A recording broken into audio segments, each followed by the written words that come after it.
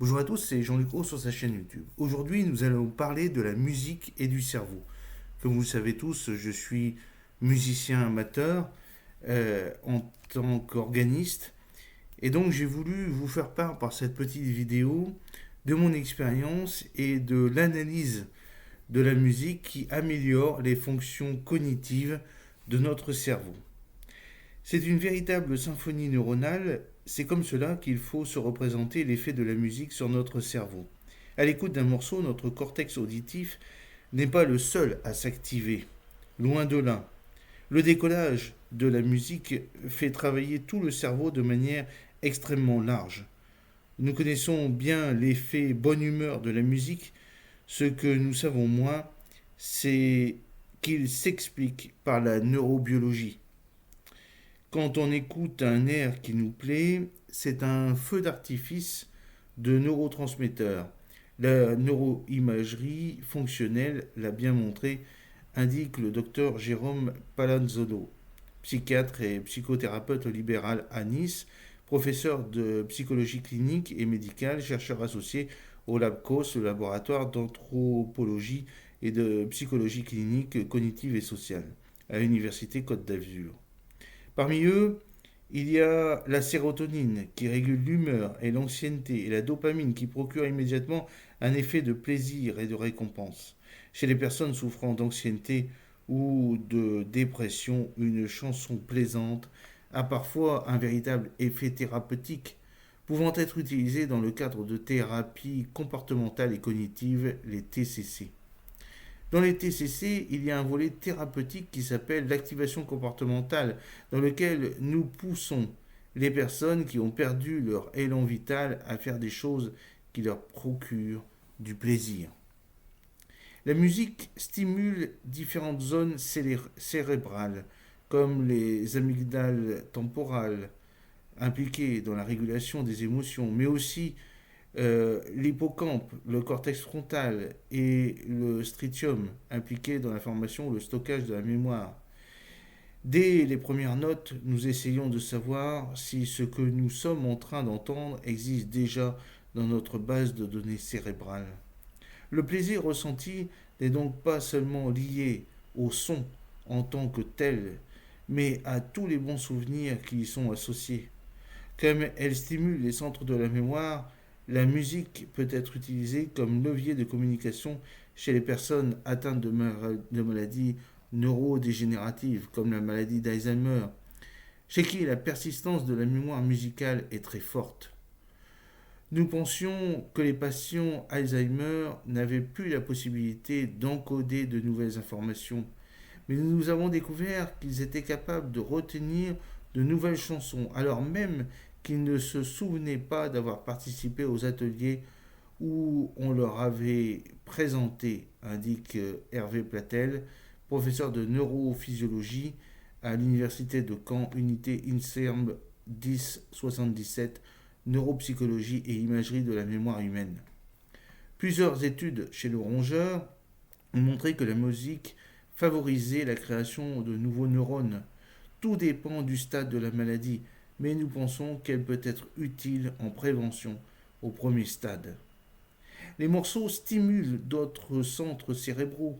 Benjamin Morillon, neuroscientifique cognitif à l'Institut de neurosciences des systèmes à Marseille, directeur de l'équipe dynamique de communication des processus auditifs, étudie, lui, le lien entre le système moteur et la perception auditive.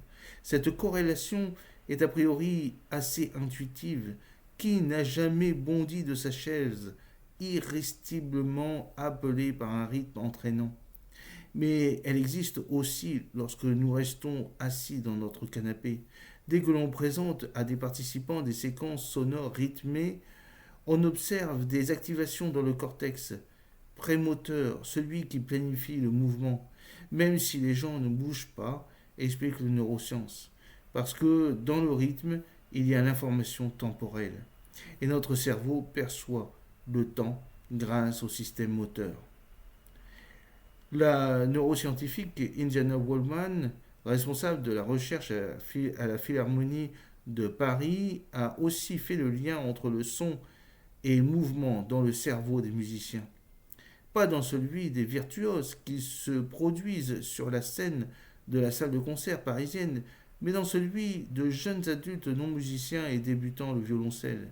Avec son équipe, elle leur en fait passer 3 scanners en un mois, le premier avant tout apprentissage, le deuxième après une semaine et le troisième après 4 semaines.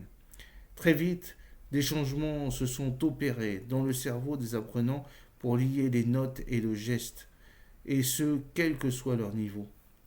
Nous avons pu voir qu'un nouveau réseau neuronal, une boucle audiomotrice, se mettait tout de suite en place pour réussir à jouer en rythme et corriger la justesse en déplaçant le doigt sur la corde à partir du feedback auditif reçu, rapporte Indiana Wallman.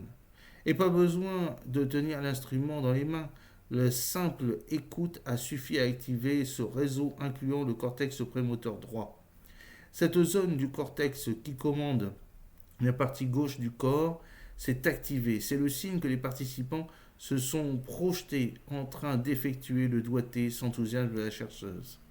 En aidant à joindre le geste au son, la musique aide à réparer les corps. Elle peut être un bon outil de rééducation post-AVC, par exemple, continue Indiana Wallman.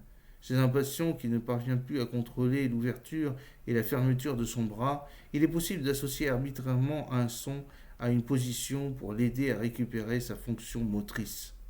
Et ce n'est pas tout, la musique fluidifie la parole autant que les mouvements. Quand on est engagé dans une conversation, on parle chacun notre tour. Quand on joue de la musique avec d'autres, en revanche, il faut être attentif à tout ce qui se passe, continue Benjamin Morillon. Nos 5 sens se synchronisent les uns avec les autres. Il faut coordonner ce qu'on entend et les mouvements que l'on fait de manière extrêmement précise à la microseconde près. Par le biais de ces réseaux de neurones, la musique et en particulier sa pratique en groupe développe donc aussi notre attention temporelle, précisément sous-tendue par ce système moteur. Pourquoi les humains ont-ils inventé la musique? Présente dans toutes les cultures. Certains scientifiques évoquent la simple recherche du plaisir, d'autres, comme Benjamin Morillon, y voient une véritable mode de communication au même titre que le langage. La parole est différente de la musique, mais elle a un point commun avec elle, c'est une séquence sonore continue et structurée dans le temps, avec des éléments qui se suivent. Cela demande aussi de l'attention temporelle. La pratique de la musique, par conséquent, a des effets directs sur le langage qui peut se concevoir comme une partition. On le voit très bien avec les enfants, continue Benjamin Morillon. Quand ils apprennent à parler, ils ont tendance à avaler les syllabes des mots. Typiquement, ils vont dire crocodile au lieu de crocodile, parce qu'ils n'ont pas du tout acquis cet aspect temporel du langage. En permettant au cerveau de mieux séquencer l'information et de mieux comprendre quel segment sonore correspond à quel concept linguistique, la musique est un véritable apport au maniement de la langue parlée et peut aider les enfants atteints de déficit de l'audition ou du langage. Dans des essais cliniques, plusieurs de ses collègues ont montré l'intérêt des petits apprentissages musicaux pour les enfants ayant reçu un implant cochléaire, un implant électronique restaurant un certain niveau d'audition chez les personnes atteintes d'une surdité profonde. Ils entendent mal les fréquences graves et aiguës, mais ils perçoivent toujours le son à une très bonne résolution temporelle. La musique renforce leur attention temporelle et leur donne une stratégie pour mieux comprendre le langage. De la même manière, les morceaux et les chansons peuvent voler au secours des enfants touchés par une forme de développement de dyslexie en leur permettant de mieux segmenter le langage et de mieux intervenir sur les phénomènes et les syllabes.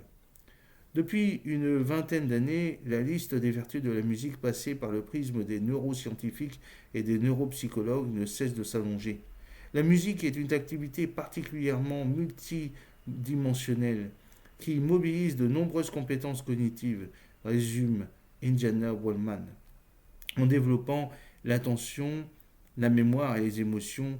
La musique est même capable d'augmenter le quotient intellectuel QI, Les programmes de recherche de Philharmonie de Paris visent à mieux comprendre ce qu'est la pratique régulière et soutenue d'un instrument de musique et développent chez les enfants entre 7 et 12 ans. Plusieurs études menées par des neuroscientifiques du domaine avec une batterie de tests étalonnés ont établi un lien causal entre cette pratique d'un instrument et le développement du QI. Sur nos projets éducatifs à vocation sociale, il a été montré que cet effet était d'autant plus grand que le QI de départ était loin de la norme, rapporte la neuroscientifique. D'autres travaux ont mis en évidence que la pratique collective de la musique favorise certains aspects du développement émotionnel, cognitif et relationnel des enfants qui sont connus pour être des éléments constituants d'une capacité empathique.